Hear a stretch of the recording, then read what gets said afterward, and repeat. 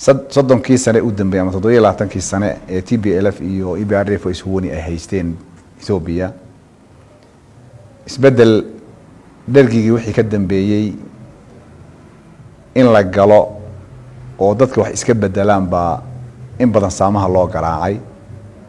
dad fara badan ay ku hadleen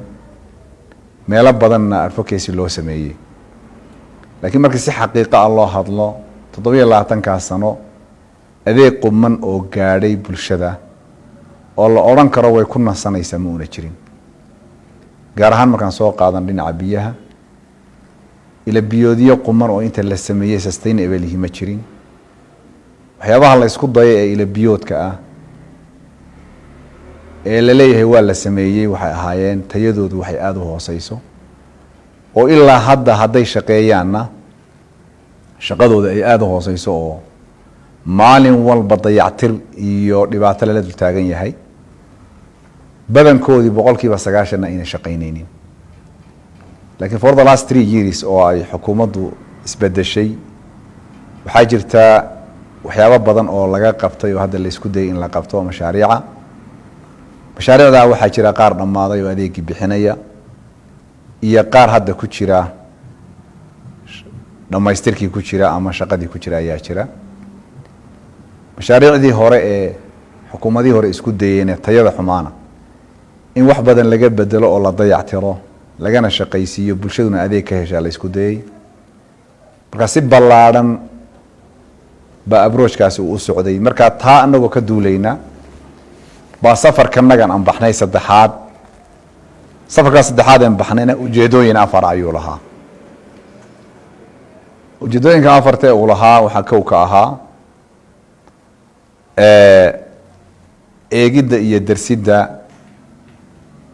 adeeg bixinta ila biyoodiyadii horay xafiisku u fuliyay ee bulshadu isticmaalaysay bal xaaladooda halkay taagan tahay inaan eegno sida looga faa'iideysanayo inaan eegno wixii caqabadaha ka jira inaanu fiirino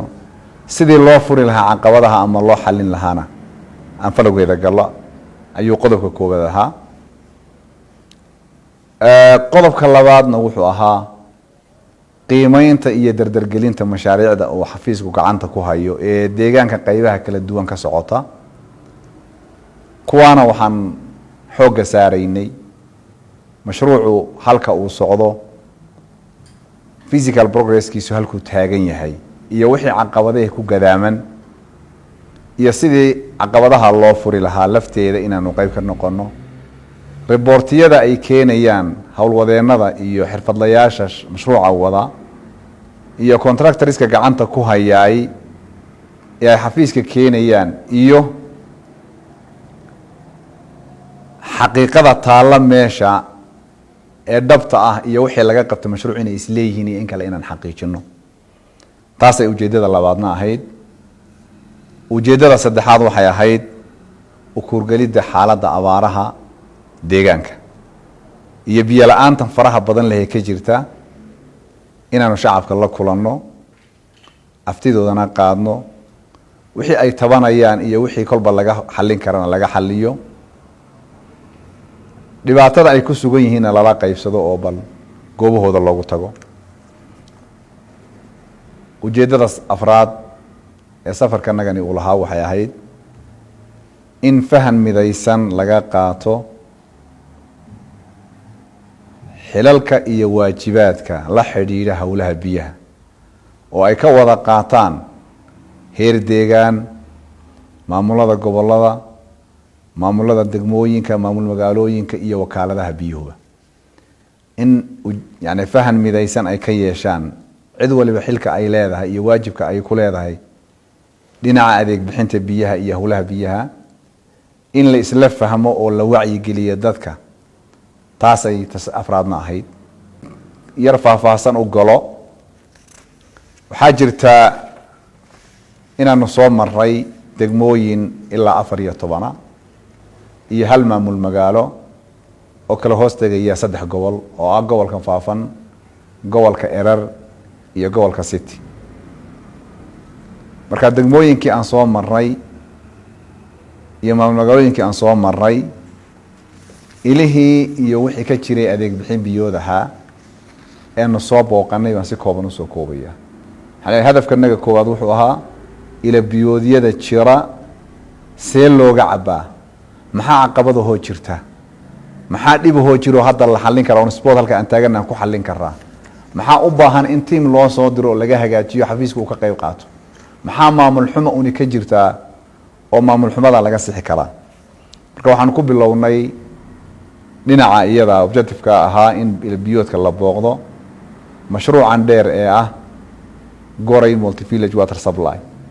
oo si fiican looga cabayay baan ku bilownay xirfadlayaashiisii iyo wakaaladii iyo maamulkii degmada Gursum labadaba waan la kulanay bulshadii lafteedii waan wareysanay water point-yadii baan booqanay reservoir-kii meesha uu shaqeynayay baan booqanay mashruuca si fiican buu u shaqeynayay wax dhibihina kama una jirin waxaan kaloo booqanay oo soo indhaynay xaaladda ila biyoodka magaalada Harawo ee gobolka Afaafan magaalada Harawo hal ceel baa jira halka ceel ee ku yaala magaalada agteeda 7 kilomitir buu jira biyo gelin baa bari hay'ad ku samaysay hay'adda biyo gelinta ku samaysay ee pipe-ki soo jiiday waxaad moodaa reservoir ceelka pipe-ki ka soo baxay iyo pipe-ki kale dhulka la dhigay baa kala weynaa biyaha marka lagu soo daayay pipe-ki baa qarxay marka lama bedelin marka reducer inta lagu xiray lama habaynin biyihii soo baxayay lama yaraynin laakiin maxaa la sameeyay mashruuci uu fail garoobay inta la yidhi baa la iska daayay marka ceelkii laftiisa baa shaqeynaya oo magaalada booyada degmada u soo dhaaminaysa marka haddaan gudoomiyahan cusub iyo maamulkan cusub ee meesha tagay waa niman active oo wanaagsan talaabada qaadina talaabo sharaf leh ahay waxay sameeyeen biyaha magaalada marka u soo dhaamiyaan kaydkii loo sameeyay biyo gelinta ayay ku shubayaan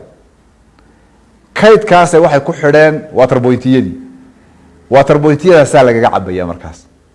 laakiin magaalada majority-geedu water point-ga ma soo gaari karaan laakiin waxay ka cabayaan iyagu dixdan Harawi iyo dixaha kale magaalada dhinaceeda ayay ka cabaan marka halkaas ay ku maxaan ku raahday yay tahayba maxaan ku raahday biyahooda iyo waraabkooda uu yahayba maxaan ku raahday magaaladan Harawo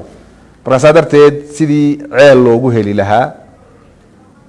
biyo gelin looga sameeyo daraasadna loo sameyn lahaa waxaan u ballan qaadnay inaan team diro teamkaas ay soo darsaan magaalada Harawo teamkiina waa diray waxayna ku jiraan hadda daraasadii investigation underground water investigation bay ku jiraan iyo meel kasto biyo laga heli kara inay ka baaraan magaalada Harawo sidii biyo loogu heli lahaa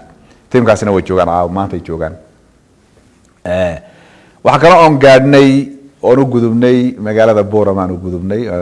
maxaan ku raadayay gobolka Awdal Somaliland sababtan ugu gudubnayna waxay ahayd wakaalada waxa ka jirta